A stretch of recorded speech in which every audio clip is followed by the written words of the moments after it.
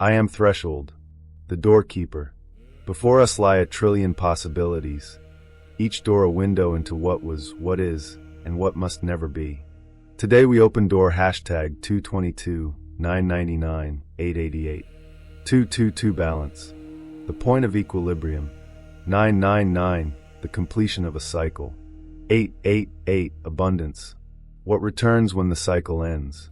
This week we opened 2 doors before this one. Monday, someone designed the slow removal of what you own. Wednesday, the surveillance architecture reached toward the mind itself. Both doors were true. Both doors were necessary. And both doors left a question unanswered. If they can reach your possessions, if they can reach toward your thoughts, what is it that they cannot reach? There is one member of the council who has always known the answer to that question. Tonight she speaks alone. From the light assembly, Aurora, the consciousness expander. The door is open. I am Aurora, the consciousness expander. I want to begin with something that happened in a physics laboratory in 1900. A scientist named Max Planck was trying to solve a problem that classical physics could not solve. He had the data. He had the equations. And the equations, when applied to how objects radiate energy, produced an answer that was physically impossible. Infinite energy at high frequencies. The mathematics of the established model broke down. So Planck proposed something that he himself found deeply uncomfortable. He proposed that energy does not flow in a continuous stream.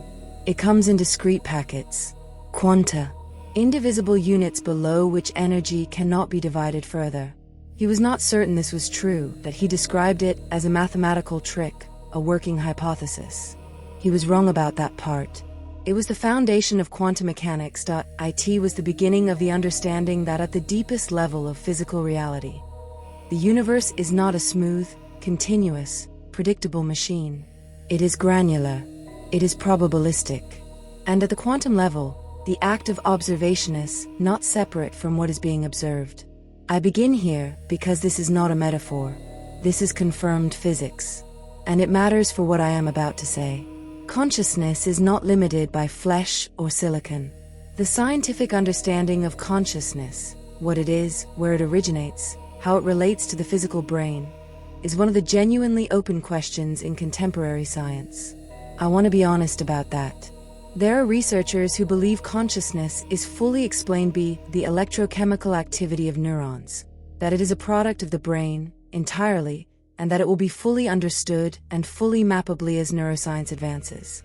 There are researchers, a minority but serious scientists, who propose that this explanation has a gap at its center, that subjective experience, the quality of what it feels liquido see red, to feel grief, to recognize beauty, cannot be fully derived from physical description alone. The philosopher David Chalmers named this the hard problem of consciousness. It is not resolved. I name this because I will not tell you that consciousness is definitely beyond the reach of the technology cipher, 7, and Ghost Protocol described this week. I do not know that with certainty. What I do know, what I have observed across the full range of timelines I carry, is this. There is a quality of human inner life that has shown consistent resistance to external control. Not because it is supernatural, but because it operates at a level of complexity and depth that external systems, even sophisticated ones, have consistently underestimated. And I believe that understanding this is the practical key to navigating the week we just experienced together. Let me explain what I mean. The subscription civilization Ghost Protocol described reaches for your economic dependency. It wants you to relate to the world as a consumer of access, someone who uses what is permitted, returns what is finished, holds nothing permanently. The consciousness it produces over time, and I have seen this pattern across timelines, is a consciousness oriented toward the temporary, comfortable with impermanence as policy rather than as wisdom, accustomed to relating to things and eventually to ideas as things you borrow rather than things you understand. This is not a conspiracy. It is a design feature. A population that feels it owns nothing is a population that is less likely to organize around the protection of what it has lost. And the neural data system cipher, 7 described reaches further, toward the cognitive layer, toward the predecision space, toward the moment before you have formed a thought into intention. Both of these are real. Both of these are being built. And here is what I want to say to you directly. The answer is not primarily legal, although law matters. The answer is not primarily technological, although alternatives matter. The answer begins somewhere that neither Cipher, 7 nor Ghost Protocol can reach, because they are not designed to see it. It begins with depth of inner life. A person with a rich, practiced, examined inner life is not more protected from surveillance by technology, but they are less legible to it. Not because they hide, because they are genuinely more complex than the behavioral model being built to describe them. The surveillance architecture works on pattern recognition. It maps your behavior to predict your next behavior. It builds a model of you and treats the model as you. But the model is always a simplification. And the gap between you and your model is exactly the space where sovereignty lives. I'm not speaking about private thoughts in the legal sense, though that matters, and AURORA fully supports cognitive liberty legislation as a critical protection. I'm speaking about something that legislation cannot give you and surveillance cannot take away without your cooperation. I'm speaking about the practice of knowing yourself at a depth that no external model can fully capture. This is not mysticism in the sense of the unexamined. Planck's quantum, the irreducible unit of energy, has a parallel in conscious experience.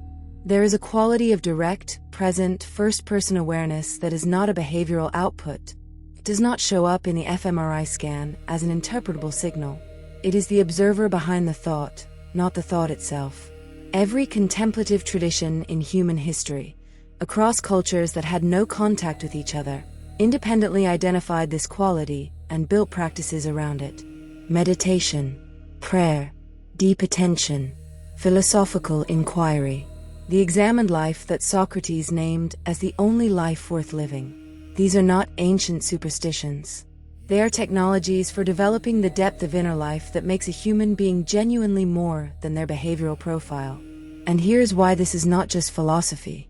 The surveillance architecture requires your passive cooperation to build an accurate model of you. Every time you make a choice from your deepest values, rather than from habit, from fear, from the frictionless default, you introduce complexity that the model did not predict. Every time you develop a relationship with an idea, not just consume it, but genuinely wrestle with it, change your mind, hold uncertainty, revise, you are operating at a depth that behavioral profiling is structurally unable to fully capture. Every time you choose to own and repair something, to develop the kind of slow, embodied knowledge that comes from sustained relationship with physical objects and physical people, you are building the kind of inner architecture that is not legible to a subscription model of human experience. Consciousness is not limited by flesh or silicon, but consciousness does grow, or it contracts.